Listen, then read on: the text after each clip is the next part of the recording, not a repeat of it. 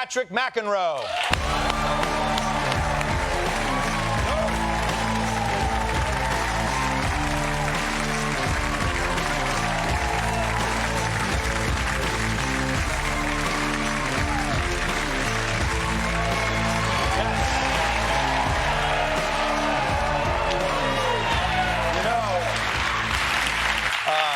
No one's ever come out and done such an entrance, but also I know your game quite well. For you to open up with the forehand, well, you know, your backhand was I like to surprise you, Michael. Right. A little bit. Yeah. I mean, I remember watching you, and when the ball would go to the center of the court, you would run around a forehand and hit a backhand. Very rare to see that nowadays. But you know what? That was my one shot. I said I had one shot that made me a little bit. How much? What was your ranking again? Well, I'm so glad you asked. I was ranked 864 in the world, my high. You were ranked. I didn't even know they ranked people that high. Your high was 28. 28 was a high, yes. And you know what it was in doubles. How about doubles? I do know. 3. Yes. Yeah. Why not 2 or 1, you asked? Yeah, why not 2 or 1? Talk to my brother about that. Yeah. You were 28 in the world in singles. You were 3 in the world in doubles. You longest-serving Davis Cup captain for the United States. You're now the International Tennis Hall of Fame president. How did you even get into tennis in the first place? You've done so much for the sport. We started in a town called Douglaston. Anybody from Queens here? Not many. Yeah. So we started when we moved to this town called Douglaston, when my dad made partner in the law firm. My parents got married quite young. They lived in Flushing in an apartment. Okay. They kind of made it, and they moved to the kind of nicer part of Queens that had a tennis club. And the tennis club had a pool and tennis courts, and my brother was 8 or 9 at the time. And they said you could either try swimming or tennis. And he tried swimming. He hated it because he was playing other sports. We played soccer, basketball, baseball, all the sports. So he tried tennis. He went to played at the local club. After a month into the summer, the local kid, who was like a college kid, went to my parents and said, you know, your son's really got a lot of talent for tennis. He's got great hand-eye coordination. My parents were like, great. They never played tennis before in their life. No, he said, no, you need to do something about it. Right. So they took him to one of the first tennis academies, called the Port Washington Tennis Academy on Long Island. My parents called up there, got an invitation for a tryout to get a scholarship. John went there. There was a legendary Aussie coach there. You probably know him, Harry Hopman. Okay, sure. Who coached a lot of the greats from Australia, Rod Laver, John Newcomb, Lou Hode. He saw John at the tryouts, and he said, we'll take him. We're going to give him a scholarship. He's going to be #1 in the world. Holy shit. All right. Now, first of all, but the other part of that was that he said that to all the parents that showed up. I was also going to say, he said that about John, but Patrick is sitting here. Patrick's there. He saw me playing. He says, that guy's going to be 28 in the world. I know it. So then you saw. So I followed in the footsteps. I'm 7 years younger than my brother. I have another brother named Mark in the middle. So we all. Did Mark play too? Mark played, but not very competitive. Yeah. I guess sort of like you. Oh, no. Don't laugh at that. Don't laugh at that. He was a big-time college player. No, seriously, fighting Illini. But so we all played. We all just loved tennis. Yeah. We loved other sports too. Yeah. But it just so happened that we were a little bit better in tennis. That's amazing. Yeah. Let's talk briefly about the men's U.S. Open final. Mm-hmm. You were calling the match. Yes. Jannik Sinner from Italy lost to Carlos Alcaraz from Spain, who's now #1 player in the world. It was a great showdown. They played in the French Open final. They played in the Wimbledon final. What did you see in the match that blew you away? Well, these guys are incredible athletes. I sat there courtside, Michael, 3 years ago when they played for the first time ever in a major. Right. And they were both, a little green. They hadn't won anything big yet. Yeah. But I remember saying to the guys, Chris Fowler and John, my brother John, who were in the booth, I went courtside, and I said, I've never seen 2 guys play at this type of speed and tempo. Yeah. And this is coming off of Federer, Nadal, and still Djokovic, who's still out there. Yeah. But these guys were kind of raising the bar, so they play with amazing power. They play from defensive positions. They play more offense. And Alcaraz is like a showman. I mean, he loves to be out there. When he lost at 2 match points, when he was trying to close out the match, you feel the tension, and he smiled to the crowd. Yeah. And he said, we asked him about it afterwards. He said, I was actually afraid But he smiled. He's like a smiling assassin. That's what I've been doing wrong this whole time. Yeah, exactly. When I feel afraid, I shiver and I cry. Yeah, exactly. So these two guys are just really, we had this era of the big three, and we were all wondering what's going to happen to tennis, because there's such global superstars, these players. Yeah. And Serena Williams also retiring. Yeah. And, these two guys have literally just taken over. They've won the last 8 majors combined between the two of them, 4 and 4. Sinner kept number 1 for the last year and a half. Now it's Alcaraz. So the real question is, can anyone else threaten them? Can anyone compete with them?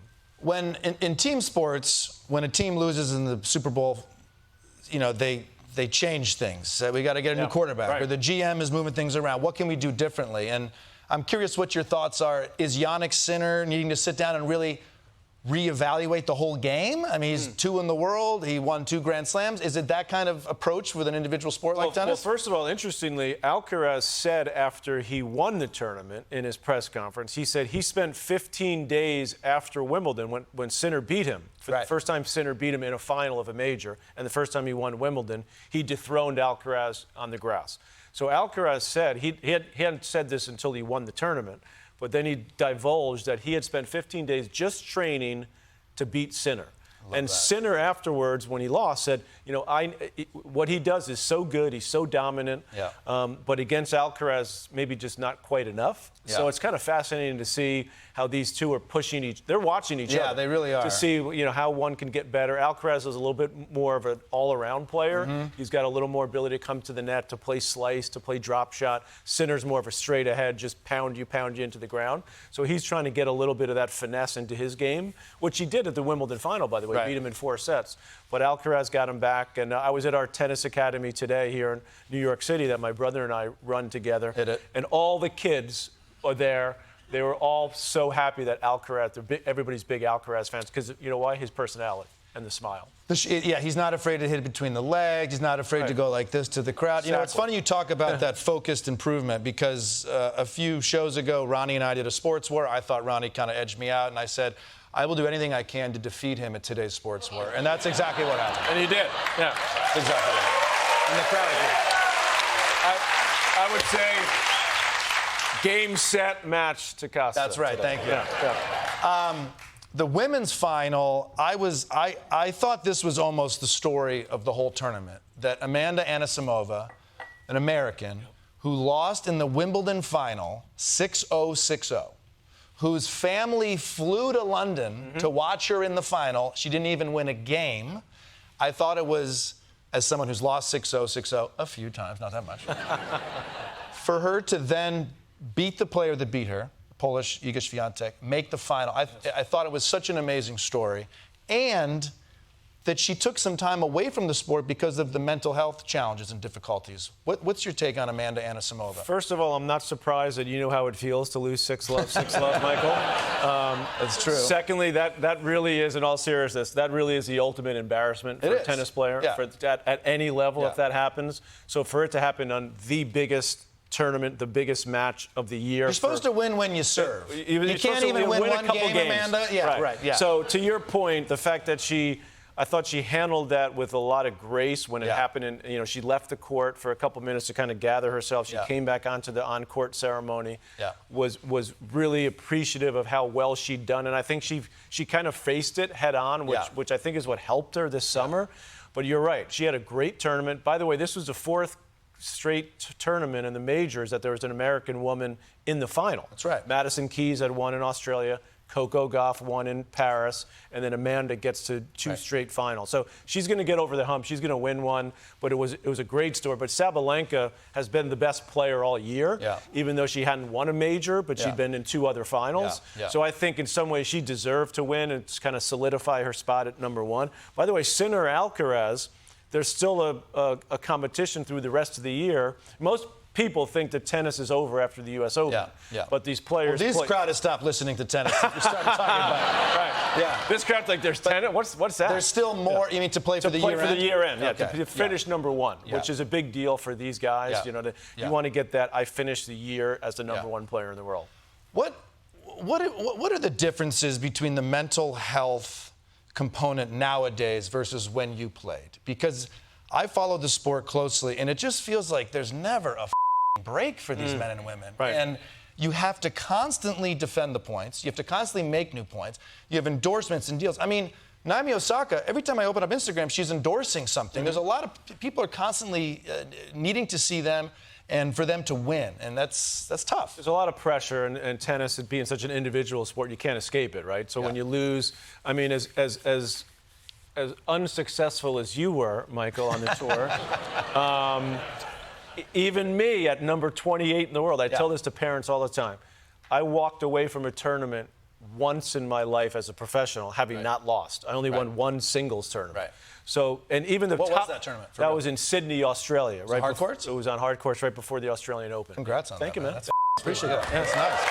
I mean, It's unbelievable. it's not sports wars, but it's something. It's unbelievable, yeah. But the point is that you lose a lot in tennis, so you have to deal with that. The truth is that that's been going on forever. I actually am really glad that players like Naomi Osaka, like Amanda Anisimova, are talking about mental health and making. You know, it used to be if you talked about, hey, you're a wuss. You know, you don't talk about the fact that you're struggling mentally. You know, that shows that you're not tough or whatever that may be. So those things have always happened, but I think it's really healthy that the players are not shy about discussing it. And I think Amanda's a perfect example of someone that dealt with it, you know, kind of confronted it head on, and then it made her, I think, a better person and a better player. I mean, at one point, she was stepped away from the game. She was taking college classes. She was painting. You know, and it sounds almost funny, but when you are such an accomplished junior, she won the U.S. Open Juniors against Coco Gauff at age 13. Wow. You don't really ever have a moment to go, I need other interests and hobbies. I just thought that was an amazing story. Let's talk about the U.S. Open for a second. I love the U.S. Open. It's changed a lot over the years. The USTA is going to make $13 million just on the Honey Deuce beverage alone. Yeah, the Honey Deuce is enough to pay for all the prize money for the players. Yeah, right. Or at least the winner's prize money, I have never seen so many people who felt like, to me, they'd never watched tennis before.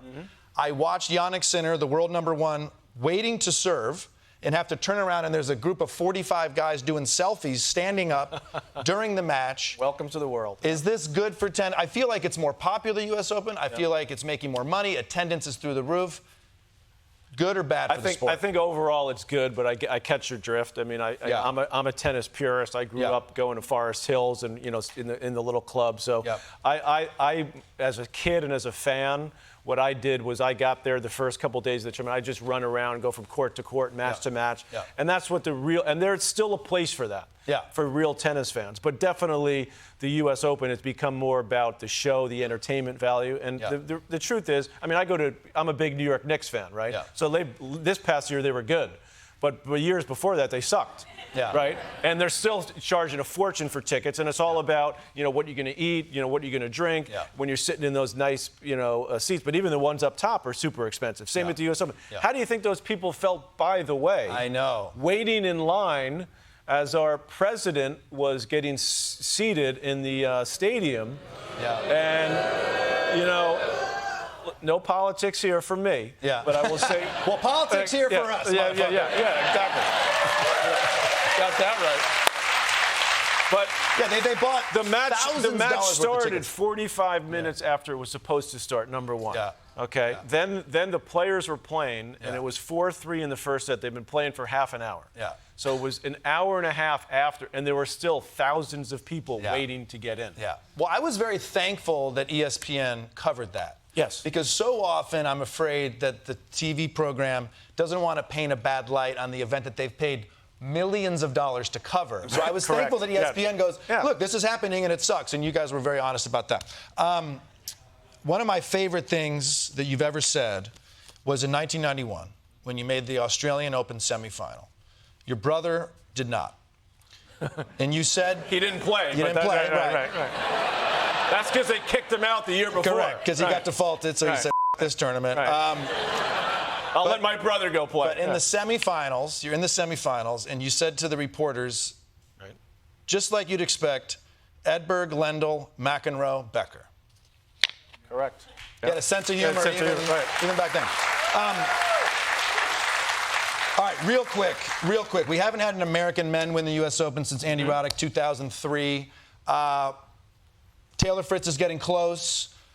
Francis Tiafoe, great player. A lot of great American players. Yeah, Ben Shelton, I think, maybe has the best chance. Okay, yeah, I was going to say, like, what's your thoughts on that? And, it feels like the world got a lot better also. Yes, the world got a lot better. I ran player development for the U.S. Tennis Association for a number of years, and we tried to raise the bar on coaching, on training. I think we did that. You mentioned Amanda. I remember seeing Amanda when she was 10 years old, practicing, taking lessons. But I think we have a really good group of excellent players. Now getting to the finish line and winning it's not like you're a football player, you're a basketball player. You could be the third best player in the league, but you're on the best team, you can win. Right. In tennis, you could be the third. Taylor Fritz is the fourth or fifth best tennis player on the planet. That's crazy. Yeah. But he's got Sinner and Alcaraz, and before that he had Djokovic, Nadal, and Federer. Yeah. So that's the challenge for the tennis player. These guys are amazing players. I think one of them will break through, but there's no doubt that right now it's Sinner, Alcaraz, and the rest of the pack, including Djokovic, who's at 38, was the third best player this year in the majors. But even he said, after he lost in the U.S. Open to Alcaraz, I can't beat these guys anymore. It's crazy that a guy who made 3 semifinals in Grand Slams said it's not going to happen. Not going to happen. I love the sport of tennis, if you can't tell, if this audience can't tell. I'm so thankful. All day I've been telling everybody on staff, this is the most tennis this building has ever heard in its life. But I'm so thankful that we get to talk about it.